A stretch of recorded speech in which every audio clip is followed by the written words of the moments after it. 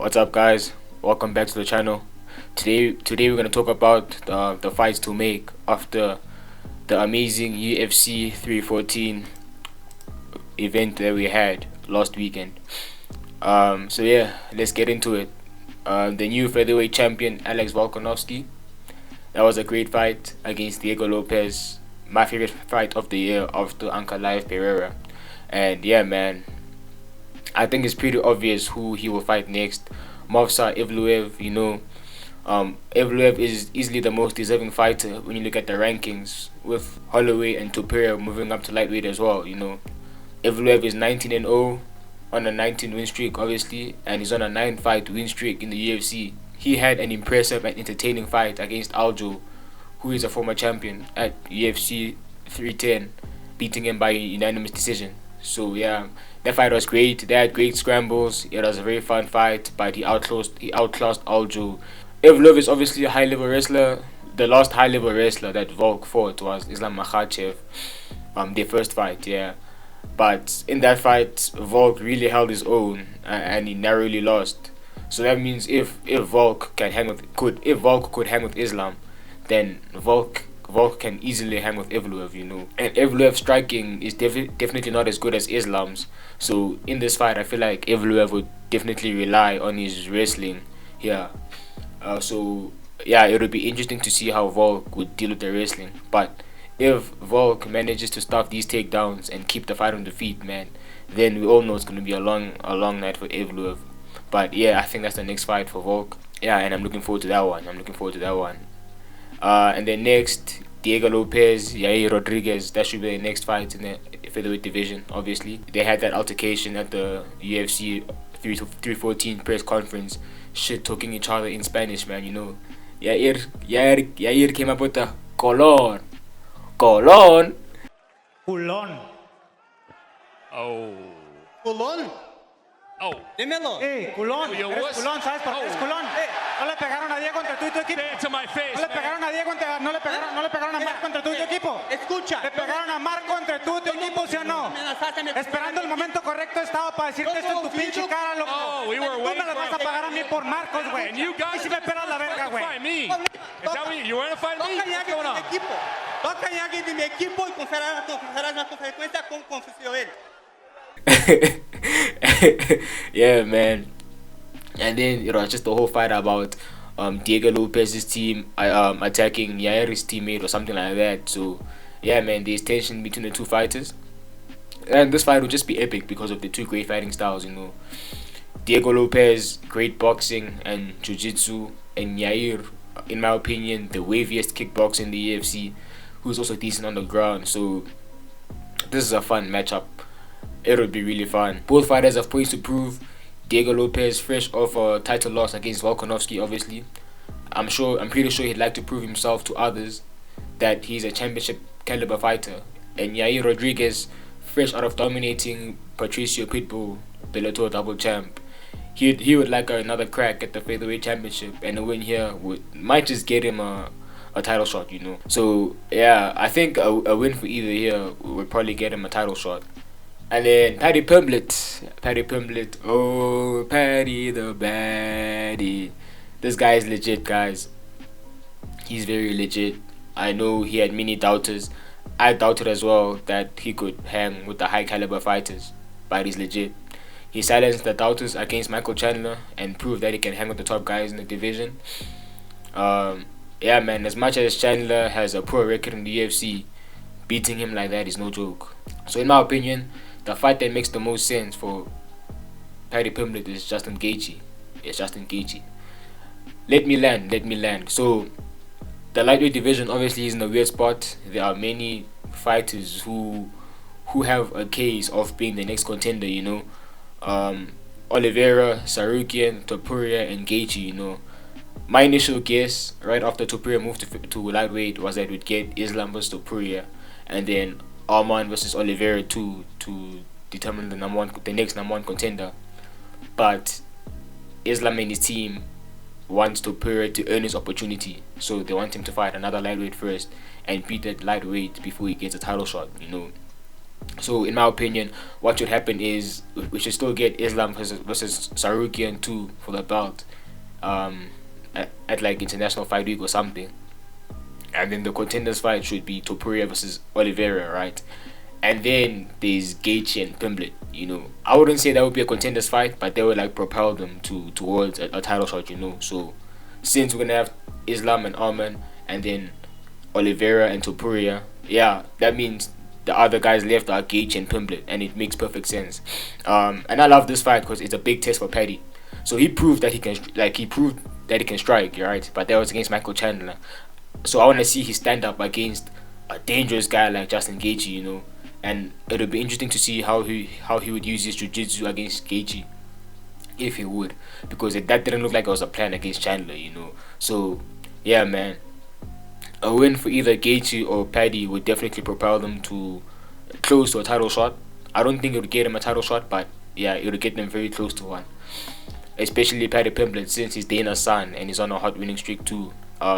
If I'm correct, he has the second longest winning streak in the lightweight division, after Makhachev. Michael Chandler, man, my boy's washed up. Really and truly, he's at many wars, man. He's a 2-5 record in the UFC. Yeah, man, and now he's ranked number 12 now. Surely his time against the contenders is up. Like I said, 25 record in the UFC. He's been in many wars, so I'd like for him to retire, man. Just chill out. He has a nice family. Just focus on them. But if he plans on fighting still, then he should be demoted to a litmus test fighter. In my opinion, that fighter that Dana will put against a top prospect to see if that prospect is legit. He should be like the Neil Magny of the lightweight division. But yeah, his next fight, I'd like his next fight to be Mauricio Rufy. Rufy has 4 fights and 3 finishes in the UFC with very impressive performances. And it's clear that after beating Bobby Green, Rufy deserves a shot at the top 15, and Chandler's the perfect fight. It's a fun fight. Style wise, we know that Rufy is gonna kill Chandler, but I still wanna see it happen. It's time for new blood in the lightweight rankings, and yeah, man, it's time to get Rufy into the rankings, and this is the fight to get him into the rankings. Dominic Reyes, I'm happy for my boy. After 3 losses in a row by knockout/TKO, he has won 3 in a row by the same man now, and he's back in the top 10 of the light heavyweight rankings, man. Now ranked at number 8. The only fight that makes sense here is Rakic, because Jamal Hill is fighting Khalil Rountree in Baku in June, and the next contenders fight will definitely be Prohaska and Carlos Ulberg. So yeah, this is the perfect fight for Reyes in his journey to another title shot. I don't think a win here gets him a title shot, but yeah, Rakic is ranked above him, so a win here will just take him probably to the top 5. And Rakic is on a 3-fight losing streak, man. So he cannot fight anyone ranked above him. He must defend his current ranking, and this is a chance for him to prove that he belongs in the top ranks of this division, man. Otherwise, he will drop down the rankings. So yeah, both fighters will come into this fight with points to prove, yeah. And then John Silver, man, 5 fights in the UFC, 5 finishes, 4 knockout and 1 submission. Ninja choke against Bryce Mitch. Now he's a newly ranked featherweight, ranked at number 11, man. He's on a very hot streak. He called Volkanovski out, but come on, man, it's way too early for a title shot. He just made it to the rankings, and he's not even top 10. A title shot against Volk right now would be way too early. Volk could finish him easily, in my opinion. Yeah, man. So he still has to fight his way up for me. And I think the perfect fight for him is Lerone Murphy. This would be a step up in competition for Silva. With Murphy undefeated in his MMA career with a record of 16 wins, 0 losses, and 1 draw, and Murphy's on the 8-fight win streak as well in the UFC. So this fight would like show us how good Silva is or would be against top caliber fighters, and it's a chance for Silva to move up the rankings as well. And then in a way, this is also a fight to see how good Murphy would be against a killer like Silva, because I don't think we've seen Murphy fight someone of this caliber. Yeah, he hasn't. I don't think he's fought someone as good as Silva. Is Josh Emmett up there? Yeah, Josh Emmett is up there, but I don't think he's as good as Silva. Barbosa was washed, you know, so this would also be a big test for for Murphy low key. I'm hearing talk about Murphy getting a title shot, but no, I don't think he's there yet. For me, he's probably like 2 wins away from a title shot, you know. So yeah, Bryce Mitchell, you know, man, my boy got kicked out of the UFC rankings, bro. He got kicked out of the top 15. And the crazy thing is, Calvin Qatar is still ranked despite losing four fights in a row. And yeah, man, you can see that they were just being harsh to Bryce Mitchell because of his words against a certain German guy with a mustache, you know.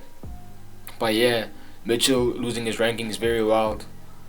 So I think the next fight for Mitchell should be against Kelvin Kattar, you know, and the winner stays ranked. Simple fight, you know.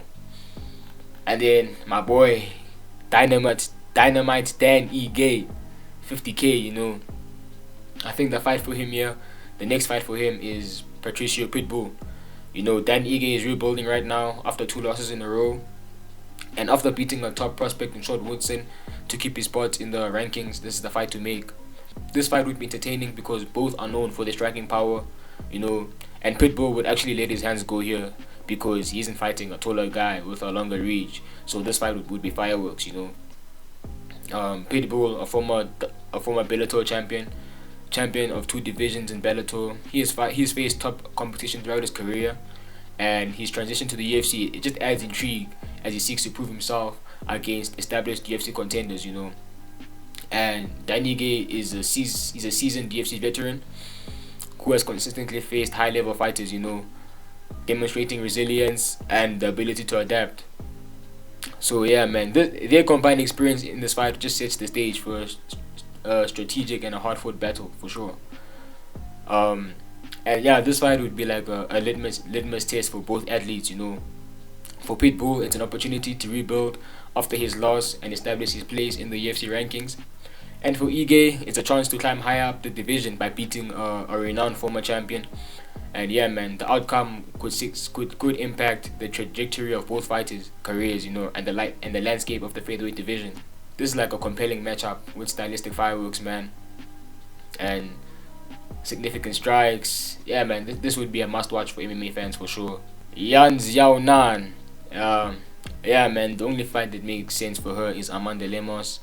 You know, after losing to Jane Roba at UFC 314, I think should be eager to re-establish herself as a top contender. Amanda Lemos is fresh of a dominant victory against top prospect Yasmin Lucindo, who was on a 4-fight win streak, you know. So yeah, Lemos beat her and built up some strong momentum.